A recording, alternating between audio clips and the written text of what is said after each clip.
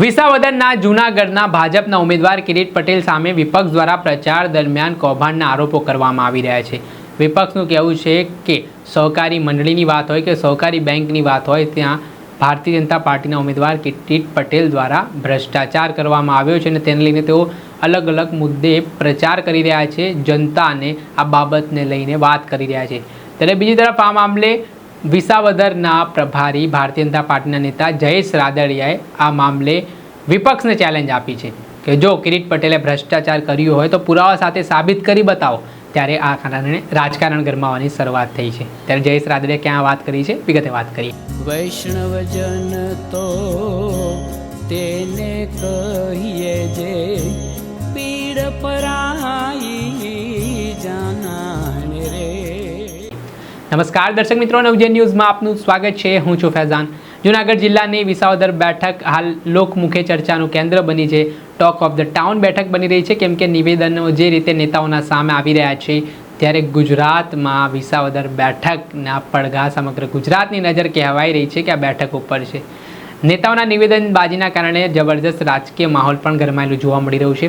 ત્યારે વિપક્ષ દ્વારા ભારતીય જનતા પાર્ટીના જે ઉમેદવાર છે કિરીટ પટેલ, તેમને લઈને આરોપો કરવામાં આવી રહ્યા છે। સહકારી મંડળીની વાત હોય કે સહકારી બેંકની વાત હોય, ત્યાં કિરીટ પટેલ ચેરમેન હતા ત્યારે તેમણે ભ્રષ્ટાચાર આચર્યો છે, કૌભાંડો આચર્યા છે, તે પ્રકારના આરોપો વિપક્ષ લગાવી રહ્યા છે। ત્યારે આ મામલાના સંદર્ભમાં વિસાવદરના પ્રભારી જયેશ રાદડિયા જે કિરીટ પટેલના સમર્થનમાં જવાબદારી નિભાવી રહ્યા છે, તેઓએ જાહેર સભામાં કહ્યું છે કે જો વિપક્ષ દ્વારા આ જે આરોપો કરવામાં આવી રહ્યા છે તે આરોપો સાબિત કરી બતાવે પુરાવા સાથે, ખોટી રીતે કિરીટ પટેલને બદનામ કરવામાં આવતા હોય તે પ્રકારની વાત પણ જયેશ રાદડિયા કરી રહ્યા છે। પહેલાં તેમનું જે નિવેદન સભામાં સામે આવ્યું છે એ આપ નિવેદન સાંભળી લો। કહું છું કે કિરીટભાઈ પર લગાવેલા આક્ષેપો પહેલા સાબિત કરી બતાવો। માત્ર ચૂંટણી આવે એટલે આક્ષેપો કરવાનો, આ વિસ્તારનું વાતાવરણ બગાડવાના પ્રયાસો આપણે કરવાના। એટલે કે ઓળખું છું કિરીટભાઈને અને ગૌરવથી એટલું કહી શકું કે જે કઈ આક્ષેપો છે કિરીટભાઈ ક્યાં એમાં નથી, ઉલટાનું મદદરૂપ થવાના પ્રયત્નો કરે છે। જ્યાં નામ આપવું પડે મારે જૂનાગઢ જિલ્લા સહકારી બેંકની વાત આવતી હોય, જૂનાગઢ જિલ્લા સહકારી બેંક એટલે 3 જિલ્લા વચ્ચેની બેંક, ગીર સોમનાથ, પોરબંદર અને જૂનાગઢ જિલ્લો।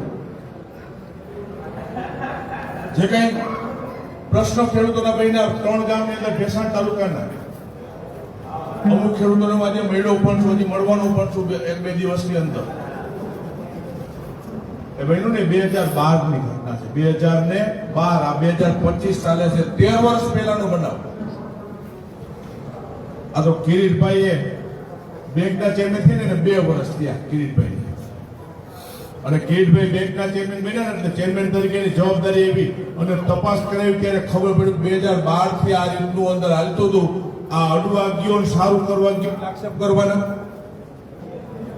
કીધું ને, જાહેર મંચ ઉપરથી કહું છું કે મને કિરીટભાઈ પટેલના ઉપરના આક્ષેપો સાબિત કરી બતાવે।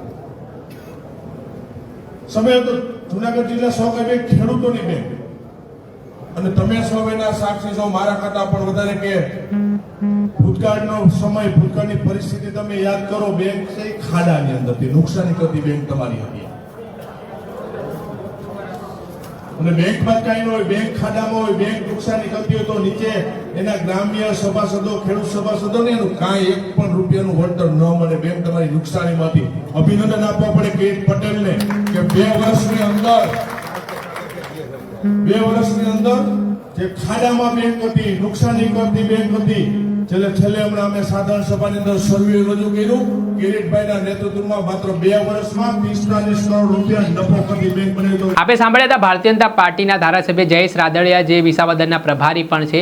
તેમણે કહ્યું કે 2012ની આસપાસ કૌભાંડ થયું હતું ને હવે કિરીટ પટેલ તો ચેરમેન થયા 2 વર્ષ જેટલો સમય થયો છે, ઉલટાનું કિરીટ પટેલે કૌભાંડને ઉજાગર કર્યા છે તેવી વાત જયેશ રાદડિયા પોતાના નિવેદનમાં કરી રહ્યા છે, અને તેમણે વિપક્ષને પણ આ મામલે ચેલેન્જ ફેંકી છે। ત્યારે જોવાનું રહ્યું કે વિપક્ષે જે આરોપ કર્યા છે તે મુજબ ચેલેન્જનો સ્વીકાર કરીને જે ભ્રષ્ટાચારના આરોપો થઈ રહ્યા છે તે સાબિત કરી બતાવે છે કે કેમ, તે આગામી સમયમાં ખબર પડશે। દર્શક મિત્રો, નવજીવન ન્યૂઝને આપ લાઈક કરી લો, સબસ્ક્રાઇબ કરી લો અને શેર કરવાનું ભૂલતા નહીં। વૈષ્ણવજન તો તેને કહીએ જે પીડ પરાઈ